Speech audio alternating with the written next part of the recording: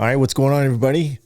My name is Mike Toledo, and I am actually doing a video podcast as we speak right here. So if you want to watch it visually, I do encourage you to do that because this is probably the format I'm going to go. I've always wanted to go this way. I just never really had a really good platform that I really liked, and I think I found one.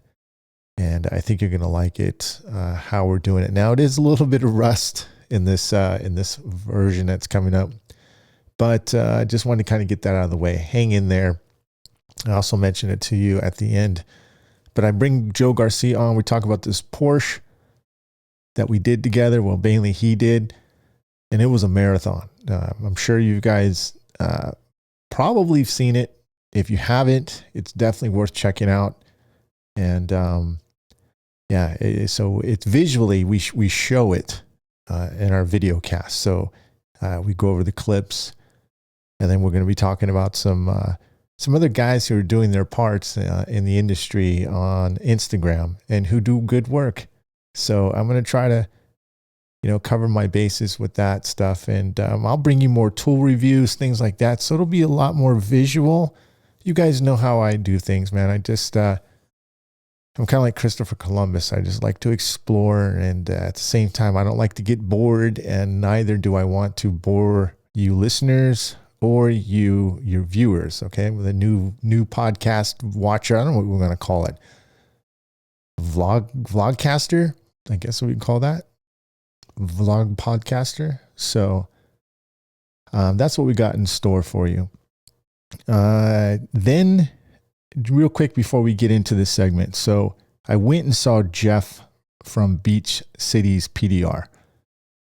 I don't have any of his clips here, do I? Well, maybe I do. Maybe I'll show a little clip here. Where's Jeff? Yeah, I think we can do file not found. Let's go. Yeah, you know what? We'll save it for next time. I'll make this brief and short, okay? That way you're not waiting. But anyways, we went and saw, I saw Jeff at Beach City's PDR. The video is up there. I'll put the link there. And then I'll bring him on and we'll talk about his repair more in depth about that. And we'll share some stories because he's worked with overhauling, the show Overhauling that you saw with Chip Foose and all that stuff. So he knows him really well. The last time we were at a meetup, actually Chip Foose's car was there. So it was pretty cool. And you want to listen to Jeff. He's a real good guy and really good tech. But meanwhile, not taking anything away from Joe Garcia, I'll tell you that. That's what I'm saying is that these things are about styles. And my new series is called PDR with Dent Masters.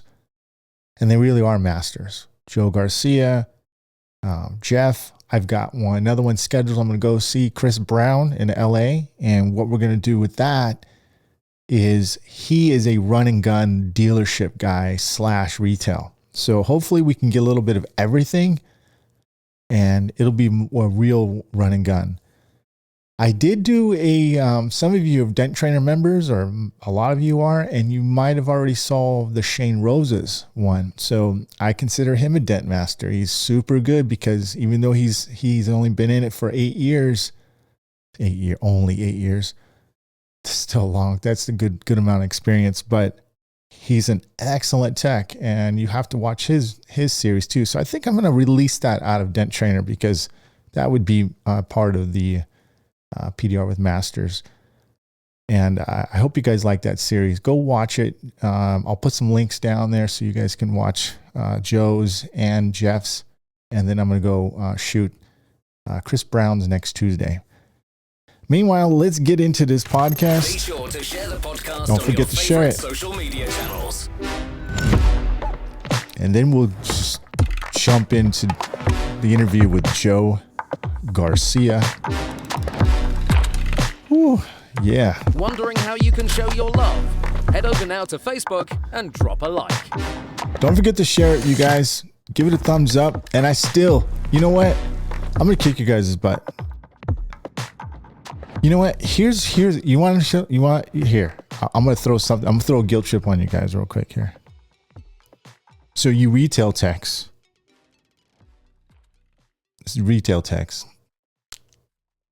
You guys are like, man, nobody reviews me. Nobody, I give them a link. I do this for them, yada, yada. You guys are doing the same thing. You're the same thing. You're just like your customer. Did I give good value? Do I come at you guys correctly? Do you hear passion in my podcast? Do you hear the bits and pieces that I try to help you? Man, I'm trying to give my little spiel right here. My daughter's in here spying on me. Well, you know how it is with these COVID days. Anyways, back to the guilt trip. Understand PDR better and share my experience. I don't bullcrap you guys, all right? I tell you stuff that comes straight from the heart, straight from the experience. I'm the same person all the time. I come at it, and doing podcast even every 2 weeks isn't easy. I did the weekly thing. I have other priorities and commitments. But what I'm getting at, if you could just give me 2 minutes of your time and go over to iTunes and show some love, I would greatly appreciate it. I would greatly appreciate it. I've been asking for weeks now for some reviews. And you know how many people have given me a review within the last 2 months? One.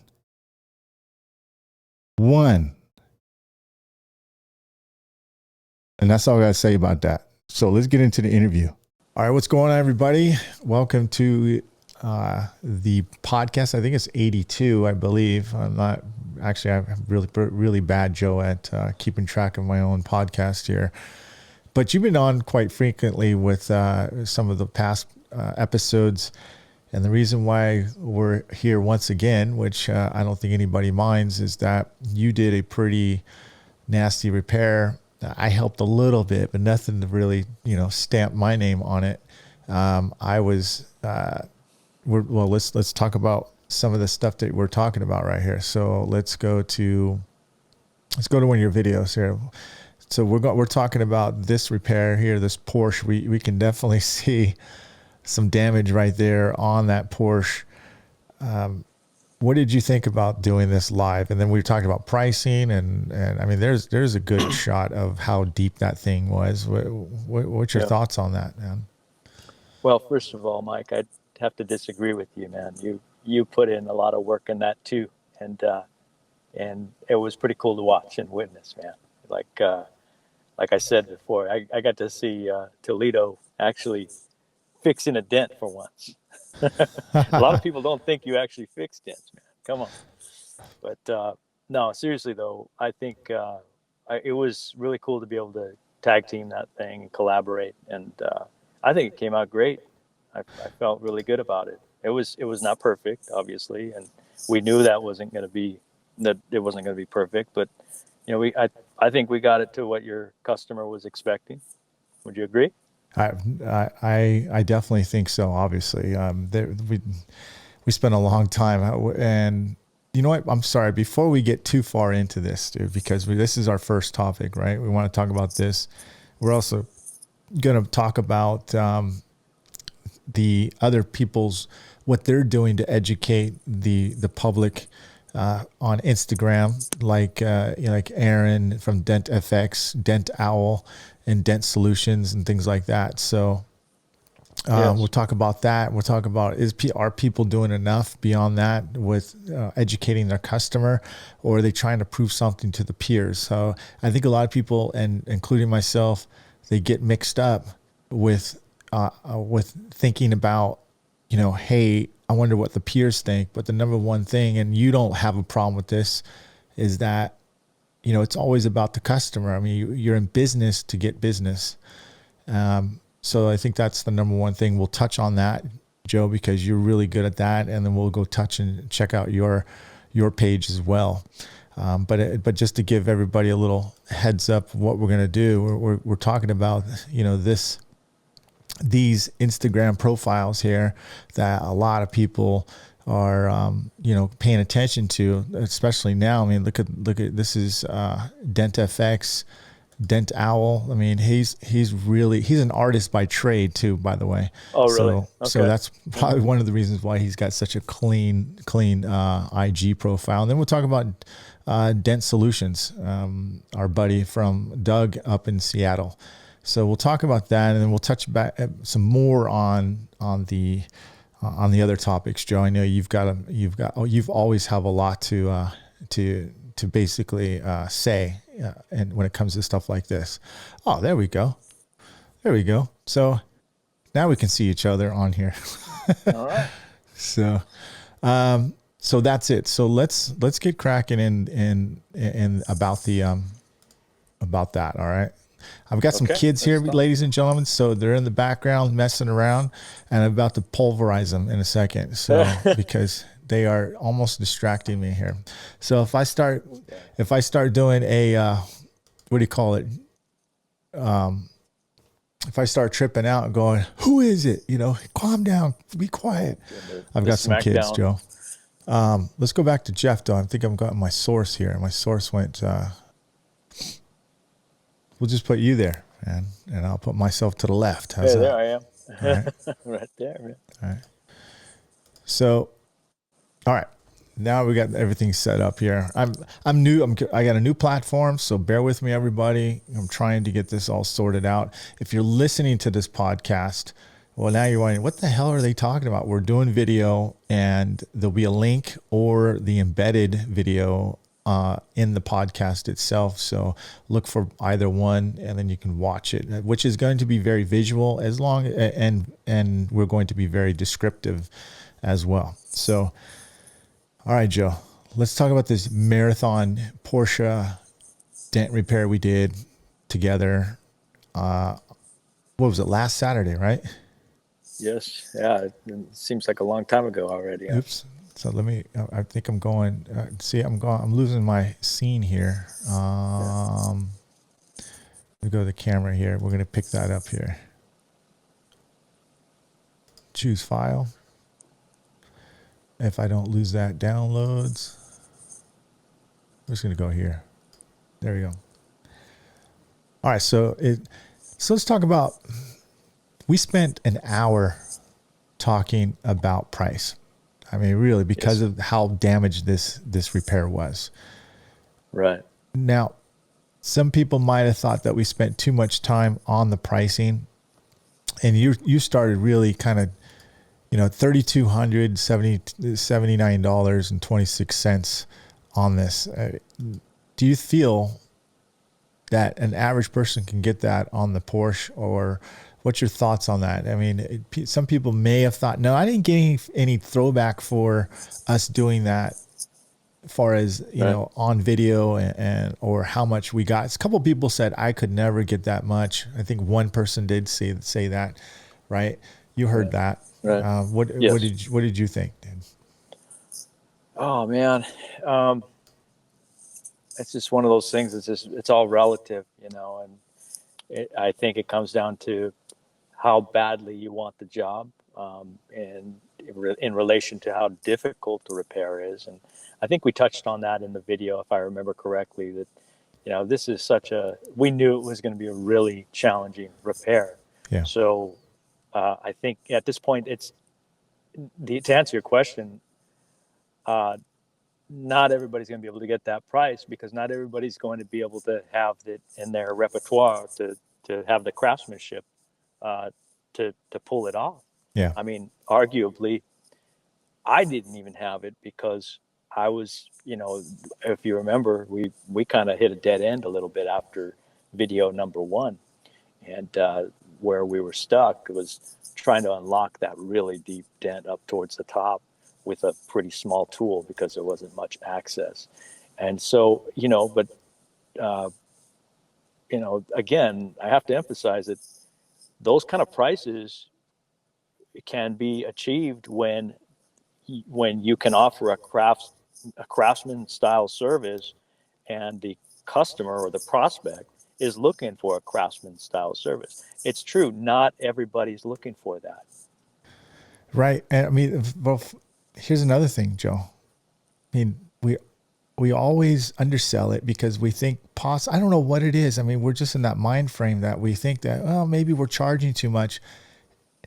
Boy, when we got in the middle of this repair, I was thinking maybe we undercharged it because Absolutely. honestly, because it was, by the time it was all said and done on camera, it was about 9 hours, but I think we've got about 11 hours into that thing, maybe 11, 12 hours, maybe into that. Right. And right. I don't think I've ever worked damage that significant on that type of Porsche, on a Porsche like that. I was always maybe a harder, like a hard deep ding, but not something that's stretched or this big and this deep. I mean, both of them were deep, and the metal on it was just crazy hard, dude, like crazy. Right. Yeah, I agree. I same thing here, Mike.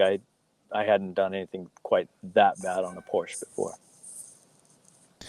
Yeah, and so walk me through this here. So, showing the public, what's involved as far as the cost wise, all that, dude. I mean, this is what, let me pull that up here.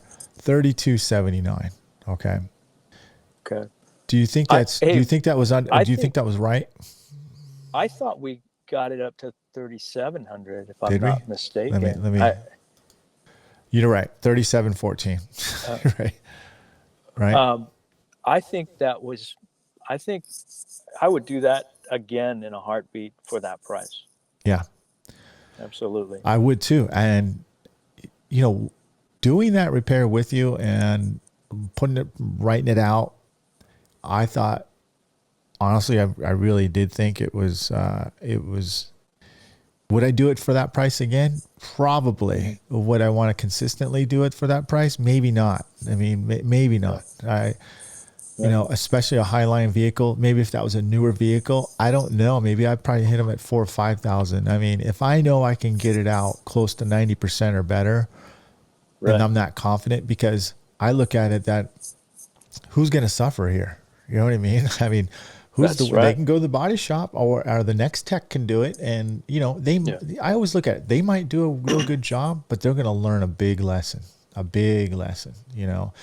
the chances are, on a repair like that, I don't see very many people trying to take it on or doing a good job and spending the amount of time.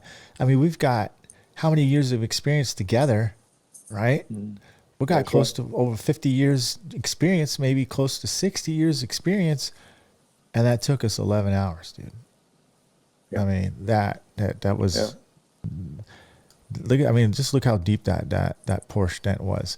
That was some high strength steel, if you asked me. I've never felt that. It was bad, man.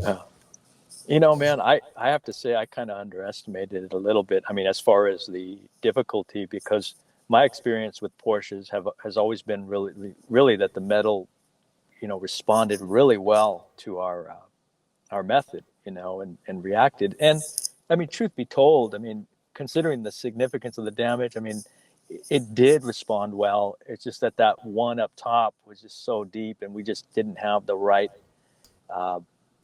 diameter or surface area of a tool to, a wide enough footprint to just get it moving. Or we could have also used that hot box that one of your viewers had. You keep bringing that up. I'm going to talk about that. So I think, we can go on in that later. I think that might have sped up the repair and made it a little easier for us, Mike. But I could be wrong too.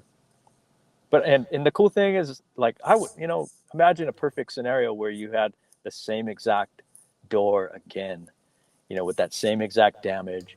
And, again, we can talk about that in more detail, later on or whatever. But I want to talk about your approach. Okay. Let's talk about this approach, because, ladies and gentlemen, if you haven't watched this video, it's a long video and we get into it. So right about 1 hour, just after 1 hour, Joe starts really getting into it. Now, in this shot right here, you can see how, it's got crown lock. It's got stretchness. We've got a crease on the left side, and just above it, it's not in the reflection, but you can see the crater of it, the stretch dent in the corner of it up there.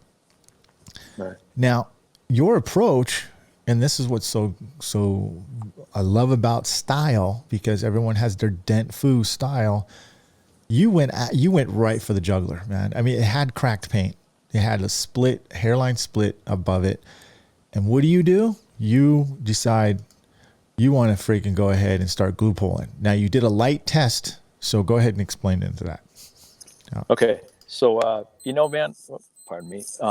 So that whole evening was kind of a blur, like, because I was so in the zone, and I think you were too, and nerves too, because it's live and you want to get it right and you want to demonstrate the right kind of value. But and I haven't even seen the video, to be honest with you. I just Well, we're watching clips right now. You can see this, yeah, right? we sure are. We sure are. Yeah, I can see it.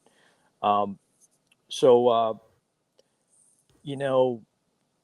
I knew that area with the deep parts of the dent, and then the fractured paint, the existing fractured paint, was going to be a real challenge for us. And I knew we were dealing with Porsche paint. Can you hear me all right? Yeah, I can hear you fine, dude. Okay, I can hear a little bit of static now, but no big. Hold on. Let me make sure that this thing's not switching microphones here. Okay. How I just want to make there? sure that How about that's there? perfect. Yeah, I just wanted to make sure the listeners would Yeah, hear me loud and it switched on me a little bit here. So okay, all right. Yeah. So anyway, it was very it was imperative that we really do some test pulls and just kind of get an idea of how the metal was going to respond. And I didn't start going crazy on it until I knew what I was dealing with. Also, I did know we were working with factory paint, factory Porsche paint on top of that, and Porsche metal, which I think we said before, if that same damage was on a Honda or Toyota or even a domestic car, we probably would talk. I personally probably might consider talking the customer out of doing it, just depending on the variables. Honestly, so let's set up the reason why we end up doing this. So I have, a friend of mine who owns a dealership, this is his vehicle. It got vandalized, and I'm not going to show. I show the clips on the video on the YouTube. Guy smashes it. But anyways, he brings it over here, and we've been friends for a long, long time. And he brought it to me. I was like, dude, I don't know. I go, this thing looks pretty tore up. I go, is that split paint? Don't you want to just send it to the body shop? And he's like, no, Mike, I don't want to send it to the body shop. I got paid out on it. I just want to try to, salvage what I can. Just think what you can do. And if you can't fix that, just fix the rest of the dents around the car. Well, then I got to thinking, I was like, all right, Joe, what do you think, dude? And Joe's, let's do it, man. And because you always want to go freaking buck wild, man, and get steel toe something, And I go, well, this one's probably right up our alley, dude, for that. So, so you're tapping down right now. You're doing some tests. You're trying to get the feel of this, how the reaction is. And let's talk about something right here that we found out later on, and I agree with you, is that you were using a slapper at the end, not this early, but you told me you wish you would have, and I think I agree with you, because that metal really needed some hits on that. Yes. Right? Yeah, definitely. Yeah, I this experience and the video, everything, actually has reignited my use of the slapper tapper, the dent dial slapper tapper by Cell, and I think I really found the idea behind it through that repair, man. And that's just proof right there, Mike, that we can't think that we know everything, because we have to be open to always learning, and that Porsche schooled us, man, and I'm grateful for that. Because I've been using it this week now, the slapper tapper, and getting a little bit quicker with the repairs too. It makes sense. Well, I want to kind of go show that file real quick, if we can just do that here, and see. Hopefully this thing doesn't crash on me here. I'm getting a spinning wheel. Can you hear me? Yeah, I can hear you. Okay. it's getting a spinning wheel here. So we're going to try to show this, the slapper tapper. Now that's from Sal Contreras, all right? Yes. Okay, so this thing is just live video, not live actually. It's not live at all. So let's. Oh, it's not downloaded yet, so we're not going to do that right there. That's okay, man. So, but I got to go back to that scene too. So let's go back to the pull. All right. And this is a weird thing here because this is kind of, this is it right here. We're just gonna let it tap down. You're tapping this down for the most part. I've seen you use this tap down. Now, what tap down is this? Kind of give a description of what that is. That's a Dent Craft. I can't remember the exact name of or model name of it, but it's like a little blue. It's got that soft blue rubber coating on it, little mushroom. Yeah. And it's really good for those types of high spots, those pinches that, where the metal's all displaced. And it's a solid hit, and it moves metal pretty good. And you're using a body hammer as well to tap down. Yes. Right? Yeah. Yes. Yep. Yeah. And you don't mind you don't mind the ting when you hit and when you make that doesn't bother you? I think I have, if I remember correctly, I think I glued some leather to the top. Oh, okay. I do, I don't like the noise, to be honest. In fact, I think you it's- did do that because I didn't hear that. Yeah, you're right. You're right. So let's get into this here. You're getting ready to. This is the part I want to talk about. Okay, because this part blew me away. I was like, wait a minute. We're gonna blow the paint off, and you're like, no, if we're gonna blow it off, it's gonna be right now, dude. We're gonna go ahead and do it.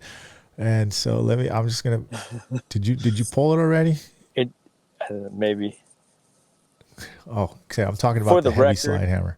Yeah, for the record, I wasn't trying to deliberately pull the paint. I was trying to keip it from pulling, but no, I knew you knew what you were doing. I didn't think you were trying to guess at it by no means, but that just took. Let's just be frank, dude. That took some balls, dude, to pull that. And what you're using a Kiwi slide hammer, right? How heavy is that slide hammer? Man, I don't even know. I should know. I want to guess it's about 3 pound hammer. The weight on it. Yeah. Yeah, maybe, or 2.5. Yeah. So it's a little heavier than the standard slide hammers. And you place that tab, that's a black plate green tab, right below the crown, below where the dent is at, or the crack paint, and you're measuring the heat with the heat gun reader, right? Yes, sir. The temperature gauge. Where did you want that heat at, or how hot did you want it at?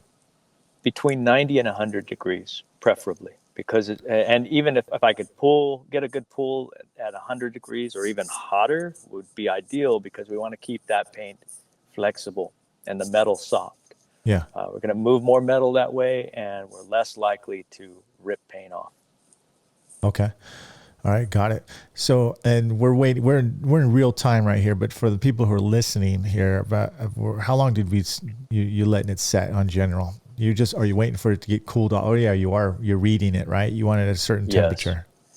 Yeah, if I remember correctly, Mike, I think it was about a minute. I don't really. I think sometimes I leave the heat gun on a little too long. But had I taken it off sooner, it would have cooled a lot more rapidly. But we also don't want it to cool too much. Yeah. We want to keep it nice and warm. So you're getting it pretty prepped up. I'm going to let it keep playing because we're just watching real time. Anybody who, that we're kind of highlighting what happened during this repair. This is probably the most juiciest part where people were going. They were rolling the dice, like taking bets at this time right here. They were like, okay, who's going to pull paint, who's not going to pull paint. People getting their popcorn out. I was too. I think you and I were both, somewhat nervous. Did we already pull some of that right there, or did I skip up too fast? Because I'm not sure. It looked like you pulled already. It looked like it had been pulled, but I mean, it might have been from the from I the don't know. lifter, No, from let me the see. robo lifter, maybe. Yeah, no, I don't know if you got that rover lifter on there, man. Oh, you don't know. No, this is your paint. This is your pole, dude. It's just so hard to fast forward here. I'm trying to get this, you know. Right. Yeah. It's all good, man. That thing was deep, wasn't it? Amazingly deep, dude. So you Would got you have your, taken that on? huh? Would you have brought that into your shop on just a regular, like if it was a regular customer, and tried it? I don't know. I don't know. I guess it would depend on what day it was, dude. Honestly, you know what I mean. What kind of mood? Yeah. The wind would have to be blowing right. Yeah. Because that's torture, man. Like for some, you know, for in a way, we've got to kind of sometimes pick our battles, man. And you know, sometimes the money's not worth it. I'm not trying to make excuses for anybody doing these type of repairs or saying that, you know, I'm not good enough to do those. But this was an extreme repair. And like you said, you know, I think we both underestimated how difficult this was going to be, you know. Yes. There you are pulling it right there, getting a nice grab. And you do, you pull it, you pull in the outside and and you're not really making the crowns above it any more tighter. That was what surprised me. You were actually bringing the metal from the outside to left and right more in. Yes, it did get a little tighter up top, but not locked taut. You can see from the front angle that it doesn't look as bad as it does in the reflections with the lines, because the lines are just so brutally honest. Yeah. You know, about the depth. Now you pulled it right here. I think this is the first pull with the slide hammer. What was going through your mind? That thing, you know, without pulling paint. And I don't know if like I said, I didn't see the video, but I don't know if you could see that I kind of varied my slides, you know, or the pulls each time. I shocked the metal a little bit harder each time until I just was going full pace, and it was doing really well. And I even was able to snap the tab off, and that wasn't, you know, just, you know, throwing caution to the wind. I could see the glue or the tab separating from the glue, and the glue was staying on the paint, which is ideally what I like to see, because to me that's less chance of it pulling paint off. And you were using sorry, I didn't mean to interrupt you. Using dead out red, right? Dent out red, yes. Yeah. Yeah, that's for higher temperatures, and it seems to work really well for those kind of pools for me. No, I know most of us, probably even myself, I'm going to say it myself, I probably would have been really anxious to knock down that crown so I can bring up some more metal. But you were still like looking for areas where you could pull and bring up metal. Yes. Arguably, that could have cost me a longer repair, you know, or it could have made it a longer repair for me where I was fighting the crowns. But I felt like I needed to unlock that more to really, at this point, I'm not trying to fix the dent. I'm trying to get it into a manageable state so that I can move on to that other part of the door where it was really deep, and to get that to a manageable state. And then once we got that, you know, those two major, more severe spots under control and manageable, then we could start working on everything and do like we did. I think we made the right call when we started working around the entire panel, because I felt like everything started to move a lot easier once we started, you know, releasing crowns and tapping the glue down, you know, that area where the brace was poking out. And, you know, we talked about possibly cutting the glue out and separating it. Instead, what we did was we heated up the glue on the panel, under the panel, and we were able to flatten it out, both with that Dentcraft blue tip knockdown, and with, of course, with Cell's slapper tapper. Yeah.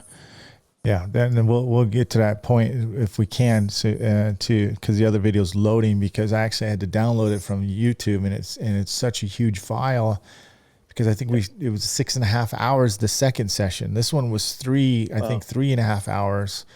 This first video clip that you're seeing right here, which was continuous. What time did we get started on this thing? We got started on what time? So 9 I o'clock? think we went live. We went live at 9, but we had about an hour of assessment of the repair. We slowed down that assessment process so that we could really get a feel for, okay, is this even fixable? First of all, we didn't even know that for sure. And then also saying, okay, what's going to be the strategy here? Where are we going to start it? Where are we going to, that's what was going through my mind, and what is and the open, what's obstructed, and a lot of it was obstructed. Yeah. I mean, that's a hell of a repair. Now we're going to talk about that stretched part too, up there. I'm going to pause it right there. You can, oh my gosh. you can see how big that is up there. I mean, that is like, here's the deal. Actually, what didn't, let me put me left here again. What didn't scare me, the big dent didn't scare me. As you can see, look how nice you're already starting to shape that in the middle of that thing. That thing was gnarly. It's that one up there near the windowsill, that stretched mofo, and that gave us both a hard time. I mean, it was behind a brace. Thank gosh you had your little bendable Johnson from PDR Finesse. That, I thought that was going to oil can. I just thought, hey, you know what, dude, that's going to oil can. We'll just have to skip that one. I even told Joe, I was like, we'll probably won't be able to get that one because it looks like it's so stretched. But German metal, man, like you don't. That's what I was going to say. Don't put the German metal. It's a testament to the quality of the metal. I mean, I don't even know if that means it's quality or what. I'm sure it does, but it just those are the properties of the German metal that I'm used to, and you could just do more. I mean, even on the old Volkswagens, the classic, 60s, 70s Volkswagens, that I've been able to do things with those cars that I couldn't do on anything else. Yeah. Wow. I mean, it's crazy. Look at I'm feeling it. I'm trying to feel it. I'm like, oh man. Dude. And here's the thing. It's like, I think because of the nerves maybe and that it was live, like I wasn't even really thinking it was as deep as it was. I mean, I looked at it in the light. I mean, I knew it was going to give us a challenge, but I'm looking at it now like, holy crud. I'm surprised we were able to get it, flat without oil canning it. No, I agree, because like you're checking that constantly, just trying to see how strong that panel is. And that's our whole point, man. And we know that those dents in general are connected. The panel is basically one entity, and you can't just try to glass out one area because it's connected. It kind of gives and takes with each other. You agree? Yeah, absolutely. Absolutely. Let me just take a look here. I'm going to move ourselves out of the way here. So right now, we're trying to test, right? We're trying to test now. We're going into we know that we've got the big dent taken care of, or not taken care of. We know that we're out of the clear with the big dent in the middle. Right. Now we're trying to fixable. We're trying to go and see we're anxious to see what this is going to do. All right. So I think I go in here. I'm just trying to see if that outside around that stretched area is going to give, and it really didn't do crap, dude. I mean, no, it didn't. No, it did very little noticeable, and I'm keep feeling it. I'm like, I don't know, Joe. I can't, I'm giving you little eyeballs off camera, going, I don't know, man. Let's hope for the best. Now we did an approach. I was hopefully I'm gonna get it right here. I did a little bit of glue pulling, actually. Let's see. We did here it is. Yeah, I'm not sure. Tiny little ice tab on it. Yeah, put a little ice tab. I was trying to get the feel of it, trying to see if the center would just want to work. Now, again, I'm not used to working the deep dents like this on a Porsche, especially the German one, and I wasn't getting the reaction I normally will on a softer panel like an import or anything else, even a domestic. Yeah. But it was giving. But man, I was at this point, it would probably oil can on any other vehicle. So again, we're building strength here, and then you took over. You're like, okay, let me put a crease tab on here. I personally feel crease tabs are a little bit more dominant, shall I say, than the round tabs. So what's your take on that? I agree. I think they hang on more just if not for the mere fact of there's more surface area. Yeah. Yeah. And who knows? I mean, I don't think we affected it with our glue pools. So I mean, I guess arguably you could say maybe we locked it up more. I don't know. Yeah. And that's what I'm open to, to understanding. And that's why this repair was such a cool experience, because we were able to really ask, it poses these questions, for deeper damage like that. And that's the great thing about this, Joe, is that it was an experience. It was an experiment live on. I mean, I've done some live videos on YouTube, but nothing dramatic. I put myself under a little pressure here and there, but this was extreme pressure, man. This is we didn't know if we're going to pull paint. We didn't know if we were able to get to save the stretched metal. We're glue pulling. We're not, hey, we'll be right back and see if it's going to, do something and not be shy or embarrassed that if something went wrong, we didn't want that to be on camera. We put it out on the line here. Yeah, I agree, man. But that's why it was so much fun, and then you learn from it too. Like you kind of get. I mean, let's face it. I think this is par for the course if you're doing smash repairs and bigger. You're asking for the big, stuff, and it's quite frankly, I think that's the future for us. And to me, it suits me because I like the craftsman aspect of being a PDR guy, as opposed to just okay, I'll just quickly fix these things, and I like doing quick things too, but I think these are the ones that really, they're challenging. It's fun. It's very rewarding, and it's very lucrative too. Yeah. You know what I found interesting was that I've never had a series video on YouTube, regardless if I did it live or if I did it, in a series, far as like individual uploaded videos that were part 1, part 2. If you go look at the videos, they are almost identical in views. Really? Because that goes to show you the people who watched part 1 watched part 2. And that's awesome. And it was, there we go, showing how deep it is from the front. I know people were really interested in it just to see the process of us doing the repair. And I thought it was probably one of the most educational videos. And I'm not trying to pat us on the back. I'm just saying, I mean, we were very truthful, and it's very hard to show a dent this extreme in real time.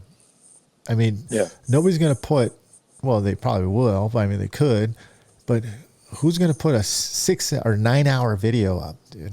It's madness.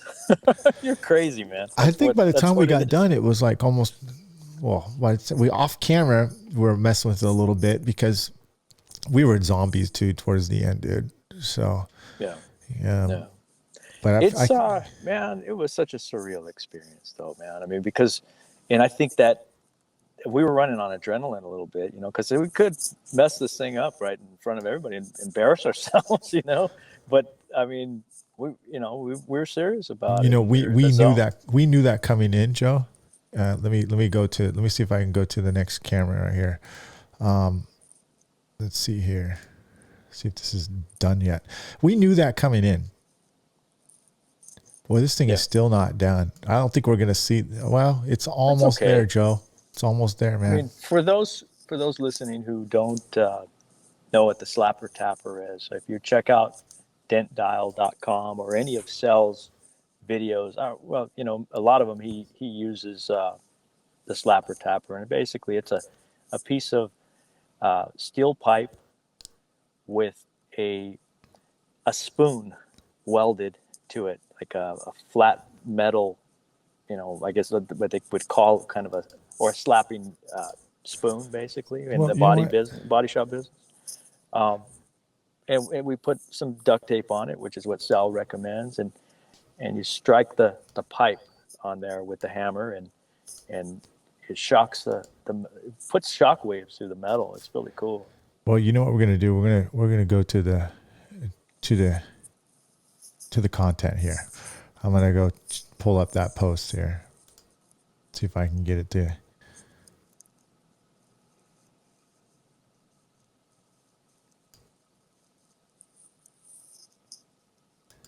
There we go. Oops. Okay, so let me share my screen here. And if you guys listen to this podcast, I'm going to definitely highly recommend you guys go check out, go to current application, age, you can. Oh, where the heck did it go? Oh, I know what happened. Hold on.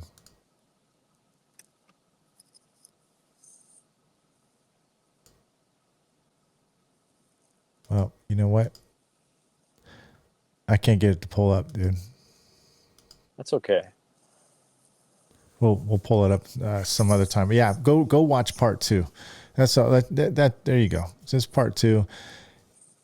It was a hell of a repair. And you did a lot of work on that friggin' Joe, and you did a great job, dude. And you did a really good job explaining and help understanding, what's involved in that type of repair. I wasn't sure how well our estimating process was going, but it was spot on the way you did it, the way you went thoroughly into it. And I honestly, we didn't put the R&I. Did we put the R&I in there? We didn't do that. I did put the R&I. You did? Yes, for the glass and the interior trim. Okay. The only, really, it was a conservative estimate, believe it or not, because I didn't even use the crease factor for it. So, and I think I did use glue pool for all of them. And if I remember correctly, I think I reduced the glue pool to 25%, just using that's how I do typically, unless it's a really tough glue pool, and then I'll use the 50%. But anyway, my point is it was a conservative estimate, even at 3,700 and change.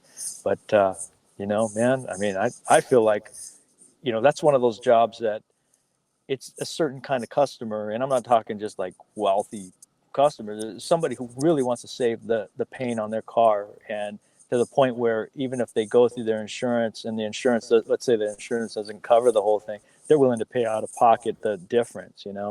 It's those people are out there. I know because they call me. Yep. And I love doing jobs like that, man. I think that, I learn a lot, like I said, and dude, I mean, I can get one of those a week and I'll be fine, Well, all the power to you, Mr. Superman there, dude. Well, if I needed more time, I mean, which I probably would, I mean, realistically, but I mean, let's just say this. If we did that same damage once a week, the same exact door, with the same exact damage, how much quicker do you think you could get? I always think about that. Yeah, you would get much quicker. I mean, I always think about that because every dent you didn't want to do, and then you forced yourself to do it, you got better at it. I mean, like we all hated aluminum at one point, or didn't, because we didn't understand it, right? And the facts come down to is how well do you understand it, right? That's right. And when you don't like something, it's because there's only one reason why. It's because you don't understand enough about it to like it, to enjoy it. Creases to me personally were one of my favorite type of repairs to do. I know it gives a lot of dent techs a hard time. Well, it just depends on, I have a strategy for it, and it generally works really good and helps me have smoother repairs. But to answer your question, you're right. 100%. I agree with you. The more you do it, the faster you get at it, and obviously the cleaner you get at it too. So, yeah, that's right. You mind if we move on? Nope, I don't mind at all, man. Okay. Well, awesome job there, Joe. Now listen, guys, Well, please go to the Dent Time channel. You will see part 1, part 2. Again, I'm going to warn you, they are very long. Of course, you can fast forward as much as you want, but Joe and I, especially Joe, gives a lot of details in between, man. And remember, the details are in the devil. I mean, the devil's in the details. Sorry. Devil's in detail. That's right. That's right, man. Devil's in the details. Well, listen, man. dude, I was grateful. I am grateful truly for the opportunity, Mike. So thank you again, man. I was truly honored to work alongside you. But also, I have to say, man, your superpower of documenting this stuff and showcasing it to the world in multiple perspectives and high definition, that, man, it's priceless, dude. You know, so I couldn't say no to this. You know, even, I mean, yeah, I like a good challenge and all that, but I had to be part of this when you asked me. I couldn't say no. So thank you again, man. Well, dude, my pleasure, man. And I don't think I could have had a better partner on that video, dude. It was gnarly, man. Likewise. So likewise. Go check him out, Dent Evo there. We're not done. Joe's going to stay on the rest of the podcast with us in the video cast here. We're going to talk about, I went and saw Jeff. Go check out his handle at Dent Evo. Sorry about that, Joe. I didn't finish that. I went to go see Jeff at Beach City's PDR down in Huntington Beach. So as you guys know, and Joe, you know, I'm basically going around Southern California, and I'll even go in my own hometown to check out other Dent guys. And I wanted to feature them, and it's called PDR with Dent Masters. And Joe was one of the first ones to feature that. Obviously, we did the Porsche. But I decided to go down in Huntington Beach to see Jeff. And let's go take a look at Jeff here. So this is the next video that's coming up. Jeff is on the left side right here. I'm going to add Joe right there. Now, Jeff is a hell of a good tech. He's probably one of the early shop adopters from back in the day. I was just talking to him, and I talked to him off camera, and I was wondering, I go, hey, Jeff, how long have you had a shop? He says, well, I've had this shop for 15 years. Before that, I had another shop for, I think it was 3 to 4 years. And before that, it was another 2 years. So he's already, way into the 20-year PDR shop. And back then, nobody had a shop, was thinking about it, having a shop.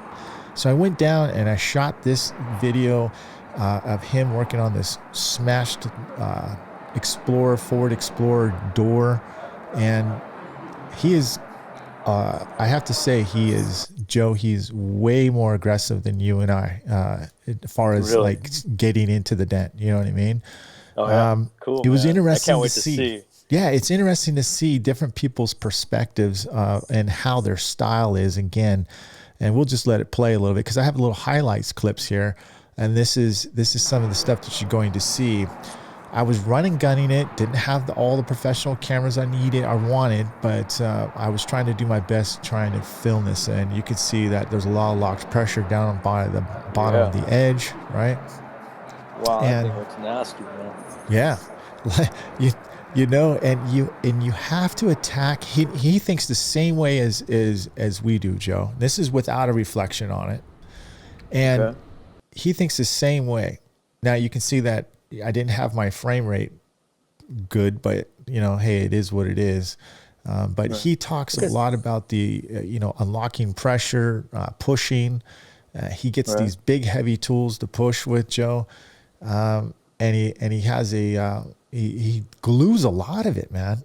He glues a lot of it because he didn't want to undo the glue inside because he feels like he said he would be chasing the dent everywhere. What's your thoughts on that? I'd have to agree, man. I think that otherwise you got to cut all the glue out. Yeah. Right. Yeah. Yeah. And so he's using a similar tap down. He was using a tap down that's what is it? I think it's an Ultra tap down. Okay. Right. All right. And from here, he's attacking the dent from top and then below. So again, I don't have the quality of this video isn't actually the best, but you can kind of see that I'm kind of getting a little bit of a halo here. But yeah, he's very aggressive with his pushes. He's super quick. And then here's his after. Really happy with it. Customer's on his way to pick it up. All the lines are straight. Came out really nice. So we're I going to think he feature painted him it, on the man. next one. He does a lot of cool tools. These are some of the tools he was using to finish it, and between Wow, that man. and glue. So No, he did a really clean job, man. I was joking a minute ago. I said I think he painted it, but no, I didn't hear that. it's pretty cool, man. Was he using heat on that, especially on You know the what? bottom of the door? You know what, Joe? I asked him in the shots, dude, and I said, "Hey, are you?" Because it was cold. I mean, it was his Right. shop is like Yeah. when it's cold, it's cold because he's got that Yeah, he's draft right there coming by the through. beach. You've been there Yeah, yourself, right? that's right. Yeah. He says no, he's not a heat guy, and I'm kind of with him though, dude. I don't use a lot of heat Really? either. It just depends on how the metal's working for me. You know, Sure. we know our guys in the South and Midwest and East Coast, they're probably using heat almost all the time. But I'm Yeah. not saying it. You don't have to. I'm just saying it's his Right. style, and I don't use heat. What about you? I do a lot, man. In fact, sometimes it's a crutch, and sometimes to my detriment because, when you start heating up the panel, it obviously it will warm up the entire area, and so your pushes aren't isolated anymore. You start pushing up crowns around the dent more. Case in point is the Dent Olympic dents. You can't use heat now on them, but back in the day when you could, they were pretty deep even then, and a few times I used heat too much and I cratered the dent. Yeah. So, but I think it's really cool that you were able to document that of Jeff, because I can't wait to see how he had tackled that dent and pretty quickly too. Huh? He said some really good points and makes sense, and it sets up his style. You know what I mean? Like the way he's going to attack the dent, how he pushes. He explains he's not afraid to tell you what he's doing. So anybody who's thinking about doing more advanced dents and types of repairs, stay tuned for that. I mean, all these videos, I don't try to make these super advanced, and I don't want anybody like taking, all the guys I'm going to go see, if they think like, oh, I'm going to try to top Joe's and Mike's and Jeff's, and I don't want that. I know. A small sharp dent can be very challenging for the average tech, but I think when you have this much damage, you're technically doing 5-6 different types of dents and styles in that area in one panel. You know what I mean? Yeah, for sure. That's exactly what it is. It's a bunch of little complex scenarios, and all in one panel. Yeah. But I mean, going back to like your future Dent Master episodes, I'm excited that you're doing this, man, because it really gives an inside view. Even in it, like you said, it doesn't have to be all smash repairs or big bravado contest or anything. It can be somebody who just fixes dings even, and show us how a little insight into their world and how they do it, even just the conversations, because I know you and I had a lot of good conversations about our world of PDR through that repair, and I'm sure you and Jeff did as well. Yeah. And, I called Jeff and, he's like, I go, well, so what do you got? He's all, I don't know what I got yet. I was like, all right, well, let's just I don't care if it's a door ding, man. I'm just going to talk to you and we'll see how it goes. And lo and behold, he had that there and it worked out pretty good, man. And so, yeah, it's going to be an interesting video for sure. So I look forward everything's to going to it, have man. its style. But I'd like to move on once again, if you don't mind, and let's go into the next segment, Joe. But it's more about the educating part too, because this is what I want to do. I want to talk about some of the educating, are the techs doing enough?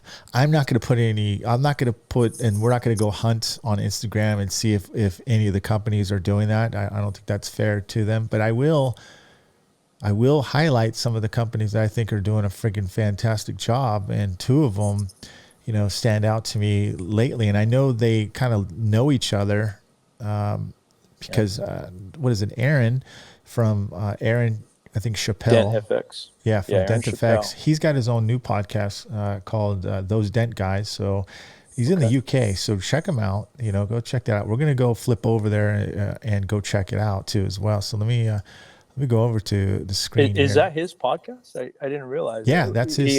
That's his podcast. Cool, man. Man, I was mistaken. Yeah, in fact, we're going to check him out. Here he is, Dent FX, right here. Yeah, he's really stylish, man, with his stuff. In fact, he inspired me. I told him this that his label or his license plate cover that says Dent FX really boldly, and he inspired me to do that because I found myself censoring out my customer's license plate after the fact, when I was editing a video. And so then I went and got my little California plate that says Den Evo on it, But that was his idea, Yeah, he's just a really this is guy. what I'm talking about, though, Joe. I mean, like all of us influence each other in a way. You know what I mean? Like I love being influenced by other people. It just feels that much better. You know what I mean? Absolutely, man. Let me see. Inspiring. Here. Let's go check it out. Okay. So one of the posts that really stuck out to me was, I think it was this carousel here. I think if that's what it was. So let me see here. Nope, that wasn't it. Let me just go back here. He's got a really cool carousel that happened. Maybe this is it. He takes cool angles too, man, of the pictures. He's a line board guy too. I didn't know that. Yeah, he is. Gosh dang it! Where in the hell is it? Anyways, I guess it's not going to matter to me too much here. But I wanted to showcase it. But we're going to go to the next person who got inspired by him, and Dent Owl. But nonetheless, Dent Effects from Instagram. He's the one that actually inspired me too, because I saw a photo of his, right, and I don't know why I can't find it, man. And he had a nice little carousel connected. And there he is right here. This is Aaron straight up. He is a kind of a stylish UK guy. He could be probably a handlebar. Yeah, he could probably be a cigar bar model or something. Sherlock Holmes, man. But exactly. But he looks like he loves his job. Like you said, he does really well on the photos. It's well rounded. If you take a look at his profile on his Instagram, I like it because it doesn't look busy. It doesn't look like a bunch of craps going on, And right here, he has a theme of each car that profiles in there. And let me see. Let's just click on something like this here. Yeah. It's just super interesting. I like the way he sets it up.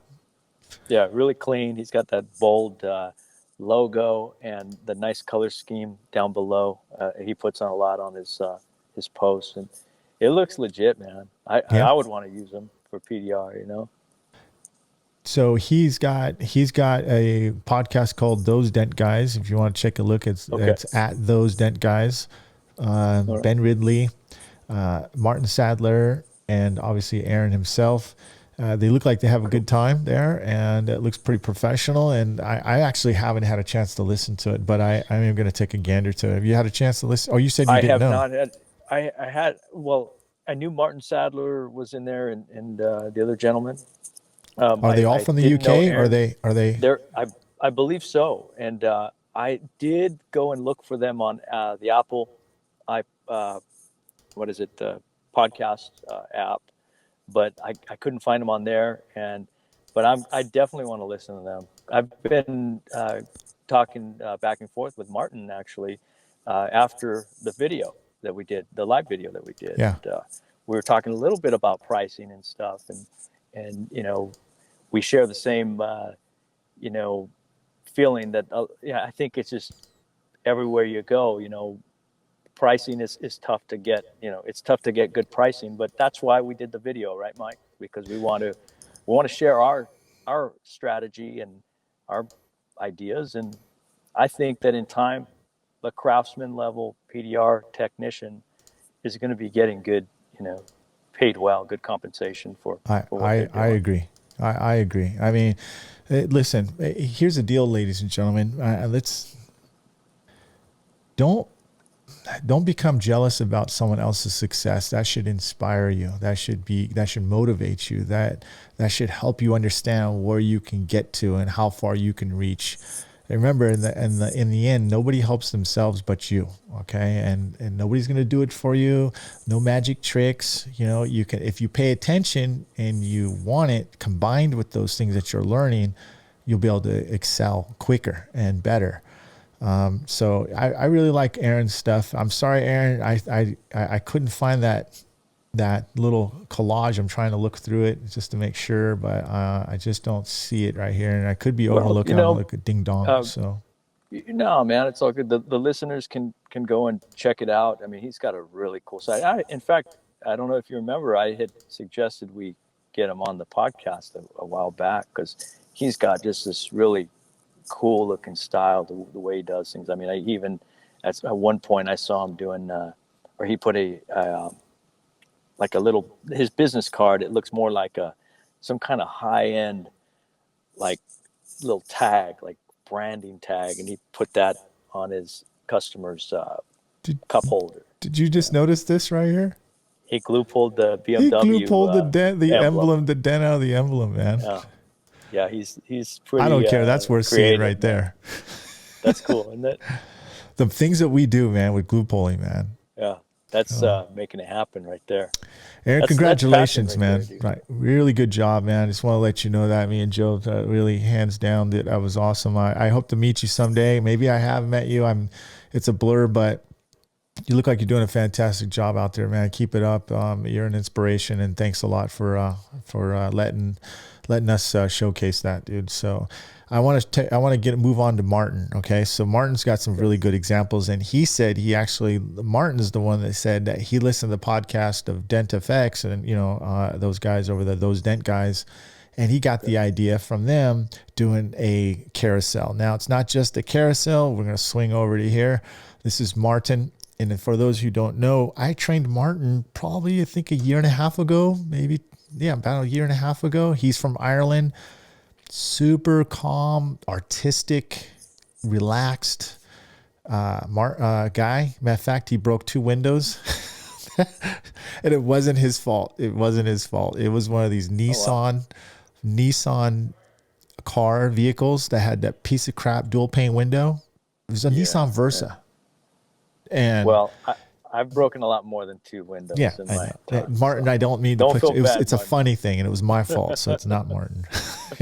Martin's all, thanks a lot, Mike. So this is what I'm talking about. You guys might have seen me. I was doing some of these similar. I still did, like, not as extravagant, but Martin killed it. Like, this is how you do an engaging carousel. Let's pull it up here, okay? So see a dent on your whatever model that is. I'm not sure what that is. That's Skoda. Not here. All right. So Karoq. Dent owl. And look how connected that is, dude. It sticks out a little bit right there. And then boom. I definitely saw that. Door dent. And points to where the door dent is. Look at this guy, man. There's the before. Look at that. That's the after. And it keeps going. How smooth is that, dude? It's smooth, man. It's iconic looking, and the viewer stays engaged. That's the point. Now, he's got me beat on this, man. I mean, I'm trying. I don't want to copy his style, but he's got a style, man. He's already an artist. I knew that. And matter of fact, I was doing stuff with my car I just got, and he was showing me, like, okay, Mike, you should maybe think about doing it this way and that way. He was giving me inputs. He's real mellow, but you could see this guy knows what he's doing. I mean, not just with dents now, but look at his graphics, top notch. Let's go to another one here. So this is another one. Man. This is another one he did. I think you like this one too, Joe. You saw this one, right? It says, why choose paintless dent repair, right? Right. And it swings over. It goes, number 1, time. We'll have your car sorted within hours to 1 day or 2, so you don't have to make big plan changes. So he swings it, and he keeps you on the hook. Like, okay. Yes. 2, location. Repairs can be carried at your location and workplace. And then he keeps you on the hook. That's because he's letting you know there's more to it, right? 3, resale. We save your vehicle's resale value. This guy is clean, and the graphics are nice. It's not overbearing. Factory finish. See, I like his color coordination right here, Joe, because he went from black to white to black to white, right? And it's easy on the eyes both ways. So number 4, factory condition. Body shop, repainting over time will age horribly if it's even and he crosses out right color, right? When you pick your vehicle up. Original paint is always your best finish, and panels too. This guy, this is why Paintless Dent Repair is your best I think you meant to say choice, right? Yeah. So yeah. Well, I'll tell you what, it gets the point across, man. And I want to say what I like is it isolates it each point, you know. And it closes it out with his logo, website, phone number. I mean, you guys got to check this out. Well, you're checking it out on video, but if you're listening to the podcast, go check out Dent Owl, his handle on Instagram. Fantastic job, Martin. I mean, absolutely. This is called educating the customers. This is a different level. This is professional. If I'm I'm a customer, I'm interested, man. I mean, I always think I try to take myself out of the realm and try to put myself in those shoes. And would I be impressed with my own company with that? And I would. It looks super professional, man. Like really clean. Likewise. Yeah, I would totally be proud of that, man. This guy's on top of it. I probably wouldn't do, and there's Martin right here. I'd probably keep it going, Martin. Keep those carousels going. My only thing is, just keep doing it. Keep being creative as possible. You're doing a fantastic job. Better the job than I could do myself. And I feel like I'm kind of good at graphics, but he nailed it. He beats me hands down, left and right on there. You did a great job. Now, Mike, could Martin take that same carousel, as you call it, and put it on other social media or even his website? Absolutely. He could probably make a little video clip if he wanted to take those separate, those photos, because that's all they are. They're separate photos, and put it on a video and have a slideshow of it going, back and forth on that. And absolutely. I mean, he could even put that on Google My Business. He could do a lot of stuff with that, Right. That is super creative. Yes, he could make a poster out of that. Yeah. And I'm really impressed with it. So, and it's very striking. It gets your attention right away, and it keeps you engaged, and especially for those points that he makes, the 3 points, of the features and advantages of PDR. I mean, it forces the viewer to read it and isolates the idea. And then I like how he crossed out the right color. He's smart. Yeah. I mean, that is smart. Yeah. I mean, he has some clever ways to get his point across, and this is what I'm saying, thinking outside the box, promoting your company and at the same time adding value to the customer by educating them. That's what he just did. And that's what I always want to try to do. That's my priority, and that's what our priorities are, Joe. And speaking of that, let me just pull up yours real quick here. So, almost forgot what my buddy's place was at. Right? So this is you right here. All right. Oh man, I'm not worthy of those guys, man. They got some really cool stuff. Yeah, but you are. What you're doing is that you are, again, educating your customer, right? You're showing them, you're going through here, you're showing the tools, the involvement, you're setting that up. You're showing the extent of the damage. I mean, any dent guy, this is what's crazy. Any dent guy or person, public, is watching this, and you've got their attention. You're not, look at that. You're highlighting things. You got camera movement. You're not staying on one part of the frame too long. You just keep it going. I'm watching it, man. Like, I don't care if I'm scrolling. I'm watching it. I'm staying watching it, and it's amazing. I don't care who's doing it. It's amazing the way it's done. And Thank you. this is what I'm talking about too, right? Thank you. Ladies and gentlemen, you got to get inspired. You got to go check out Joe's and the other guys' work and the way you portray it, Joe. Why are you, I think we talked about this before, but what makes you spend the time, dude, and sit there? Look at this one. Look at this one. You're MacGyvering it, dude. You're like, oh, I got a dent up here, right? Yeah. Let me bring that in a little bit here. Yeah. So I want to put emphasis on, I'm trying to what we call demonstrating value, to the person who has a dent in their car right now. And I want to show them in that particular video, Mike, it was another one of those where somebody else tried to fix it. And, the guy had a buddy who recommended another guy. And the guy, I don't know, anybody who's worked on those Mazda Miata roofs, the new ones, that little segment in the roof there, in the middle of the sunroof, it's very soft, really soft. So explain to me right there. Let's talk about that repair right there too, because I see what you're doing. You were adding pressure as you were tapping. You were kind of dollying it to stabilize the center so it wouldn't pop back down. You were just basically help creating metal and stabilizing the center. Is that right? That's right. Yeah, I had I had a little piece of aluminum flat bar that I kind of ground down, and it shows that in the video. So I'm trying to showcase also the craftsmanship aspect of it. That this isn't, something that, you just want to go with the cheap guy on.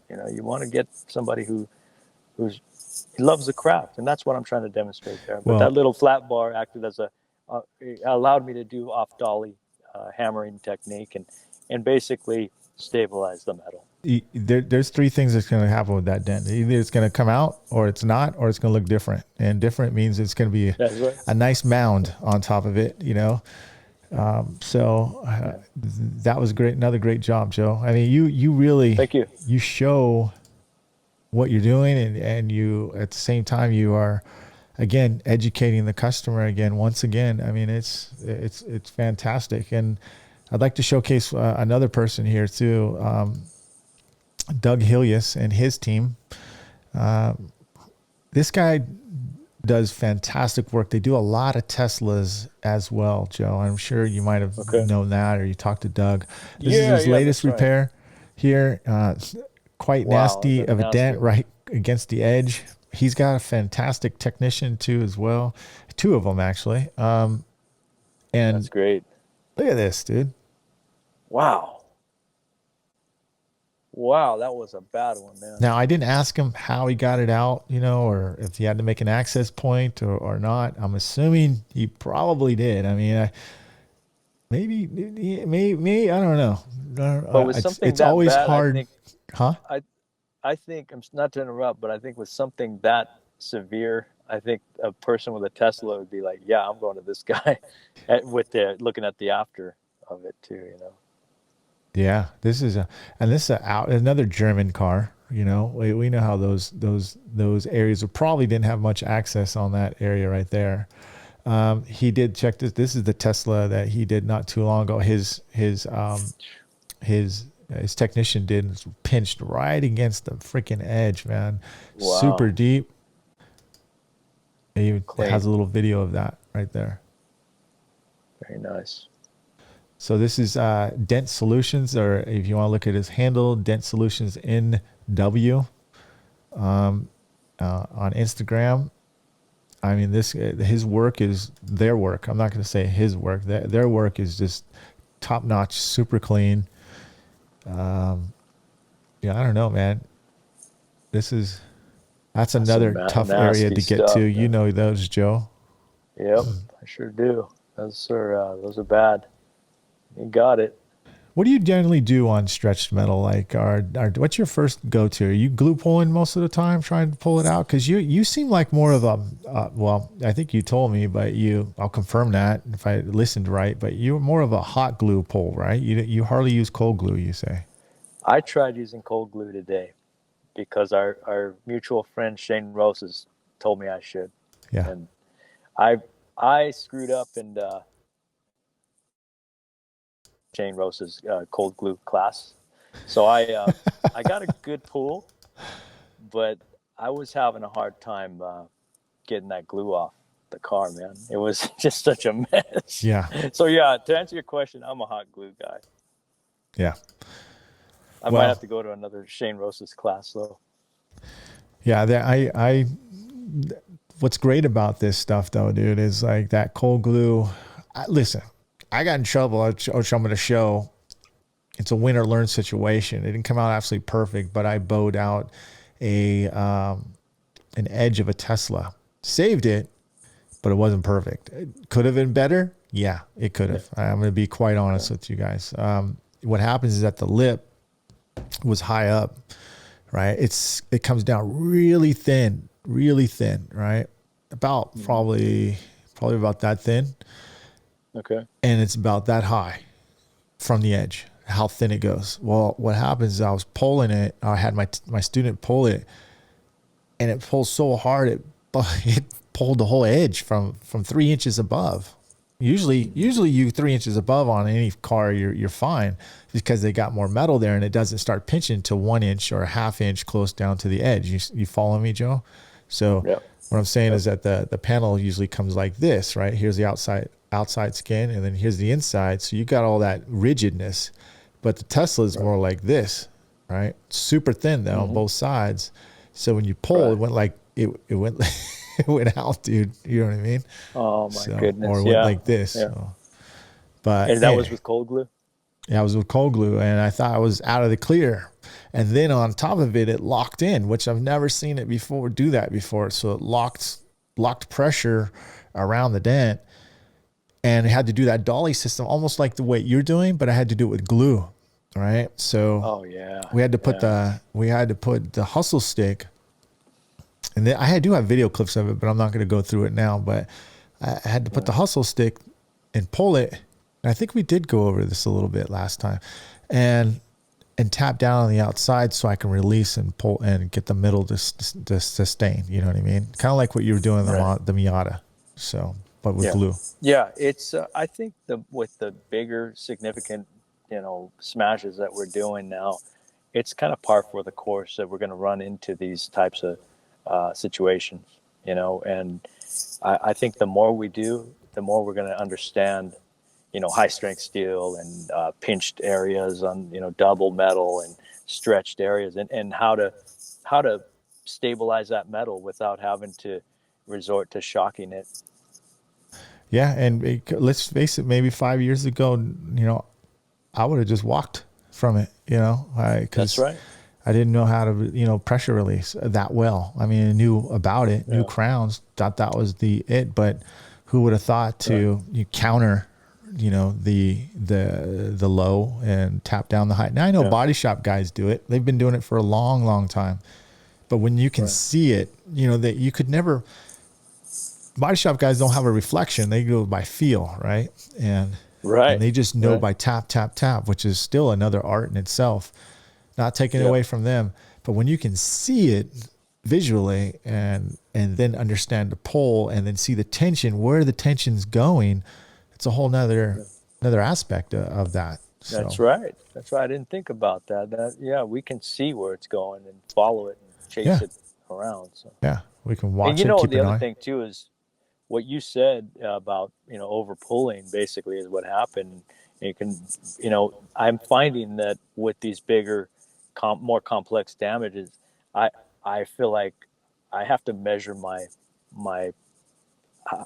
pulling a lot more. I mean, which is counter to what we did the other day on that Porsche, but that was really stout metal, so we kind of had to pull really hard. But let's face it, most modern cars that we're working on now that are smashed, like that Tesla that you talked about, that metal is a lot just a lot more flimsy than that Porsche was.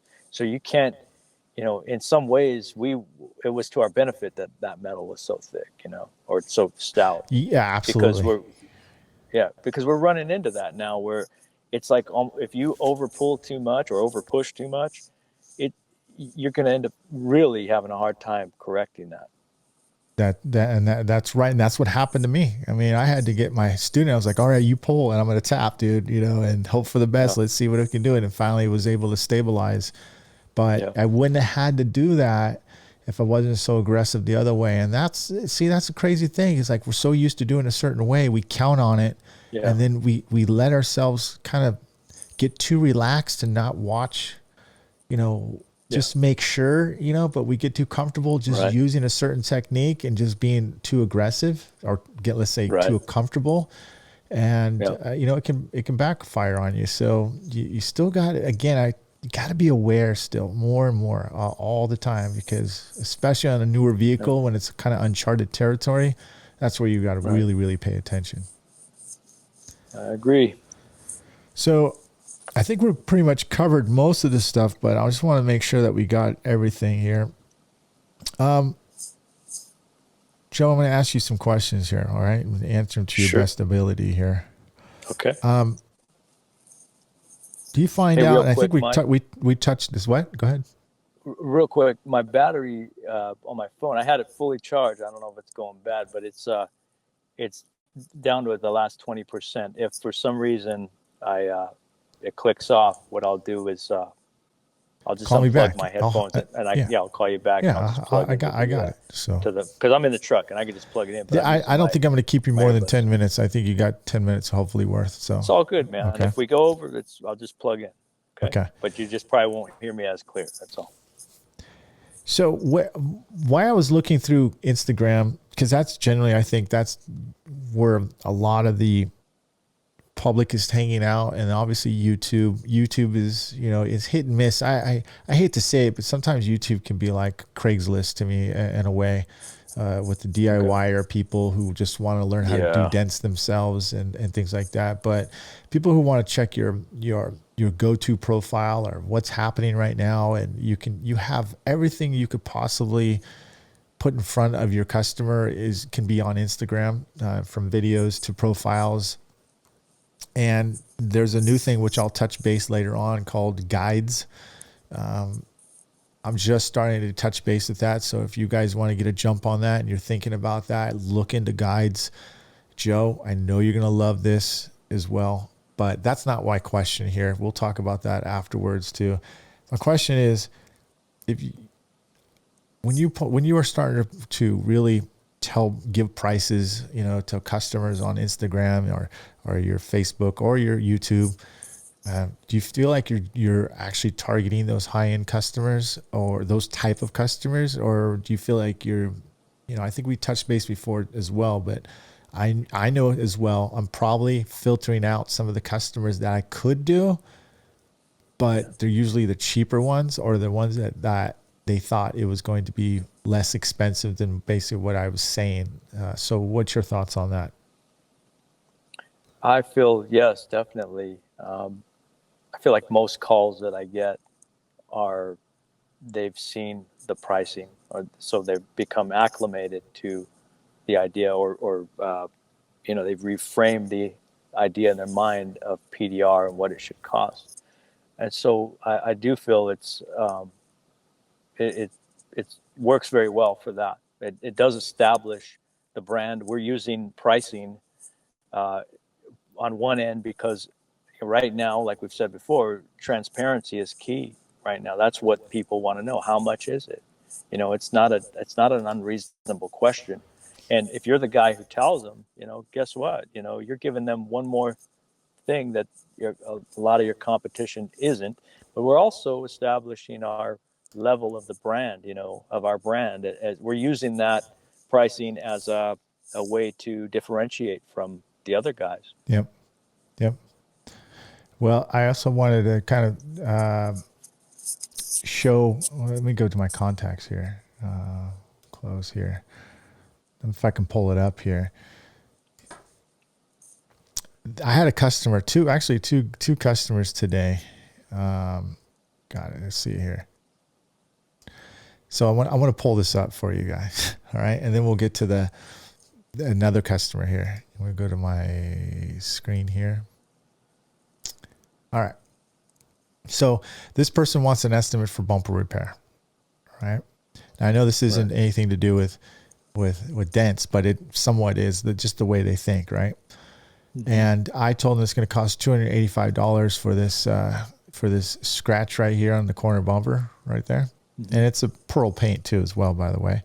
And I didn't know that until later. Otherwise I would have charged another $50 on top of it. Oh, wow. Yeah. I said $285. I do my spiel with my link that they can check out how the process is and the link to schedule. And they said, let's move my thing away here. He said, will you do it for $150? All right. And I said, sorry, right here. I'm talking about right there. All right. Right. Sorry, I appreciate the offer, but I'm going to have to kindly decline. Let me just move this over a little bit. But I have to kindly decline. You might want the best price in the beginning, but I also understand my customers want the best quality in the end. I'm sure you would agree. He goes, nice. If this takes you 2 hours, I think $75 an hour is an amazing rate. Wow. And and this is my reply. I said, first of all, you're not paying me for our time. You're paying us for our results. And let me explain something further. It takes years to perfect what we do. Just because we get faster at it doesn't justify why we should charge lower. I'm sure I'm sure you're pretty good at what you do as a career, and you wouldn't appreciate having to lower your pay the better you got. I'm sure that makes sense. Never replied back after that, dude. Okay. Yep. Because what can they say? People, if you can justify the way you communicate with people, and don't let people tell you the value of your service isn't worth it. That person really is telling you that they don't make that what you're making, and they're comparing what they would like to make. Okay. So it has nothing to do with your service. It has nothing to do with you're too expensive. It's just they're looking at themselves. So don't take it personally.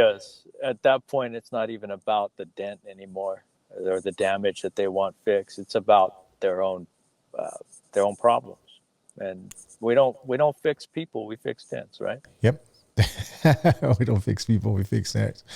So, oh man, there's another customer that said that anyways, I'm not going to pull that up, but we'll go to another thing. But today, going back to my point, is that the customer called today. I told him $400. He had small little 3 or 4 dings on aluminum new Audi Sport, something like a new SUV. Okay. Aluminum hood. And I said, listen, our cost starts at $150 for one door ding, but obviously you have 4. So you're looking at $400. And he goes, you know what? I'm going to go with you guys. You're the most expensive, but you also have great reviews, and I like the way your social media and everything is the way it is. I feel very confident using you, so let's go ahead and move forward. And I sent him the link, and he scheduled. So right on, man. Right on. That's a good feeling, isn't it? Yeah, well, that didn't happen on accident, Joe, and we're not getting customers like that because of accident. You know, we're constantly justifying why we're worth the value for them to use our service. Right. Plain and simple, man. Look, like you said, Joe, you and I were talking. Hey, if I get one of these big jobs a day instead of 3 or 4 little ones where I'm chasing what I'm supposed to be getting, you're doing your job right, man. You know what I mean? Absolutely. And you want to be the gold standard in your area. You know, you want to be the benchmark for all others to be measured, by, and you're that guy in your area, Mike. You know, I try to be that in my area. And we do that how? By demonstrating value through what we've been talking about, the great Instagram posts that, Martin and Aaron had put up, and Doug, that demonstrates value in one way. And then also educating them, and even sharing the price. And then if you're the higher price, they're going to take notice. I mean, how could they not? I'm still surprised that a lot of people aren't talking about their price. It still blows me away. I mean, why is it so secret, everybody? Why are you being so secret? I mean, but don't complain. I'm going to preach again, dude, but don't complain that the industry's, you're not getting the price you want and everyone's lower than you. Then justify why you should be getting that money. Because if you can't justify it and you're not showing the customer, you're not doing yourself any justice, man. Because I'm telling you, the customers want to know, and they want to know how come PDR isn't cheap. Today I did another post. Right. Hey, we have a reputation that PDR is cheap. It's not cheap. It's not cheap. It's not terribly expensive, but it's not cheap, and it's affordable. Yeah. And keep making those posts and keep educating people out there. Act like you have to sell quality instead of price, and you will definitely be in the forefront. You don't have to put an exact price on every single one of your dents. You can put a price range, and then justify it. My next campaign is having a photo and then pulling up Mobile Tech RX and having a screenshot of Mobile Tech RX with that vehicle and showing. Yeah. That we are using software to come up with those pricing, not just pulling numbers out of our butt. So that'd be cool, man. Do you are you going to be putting that in a carousel as well? Yep. Okay. Yep. Yeah, sure. I'd like to see that. Sure am. I'd like to be as creative. I hopefully I get as smooth and clean as Martin. Because that's probably the smoothest, cleanest Instagram carousel I've seen. Yeah, it sure is. Well, you did the one of the of Big John's airplane repair, right? Or was that your repair? That was that's Big John. I did that. It's okay, but I kept looking at what's his name. Was like, he did it so good, man. So yeah, it looks super clean, man. Yeah, I liked it. Well, Joe, I don't want to take up too much of your time. You've been in the vehicle here, and I'm going to get this echo thing fixed. That's if you hear Joe trying to be a little bit like set back a little bit because he's got a little echo in his ear and he's living with it. And good. I know he's not his typical Joe self on the thing here, so I appreciate you putting up with that echo. It's all good, man.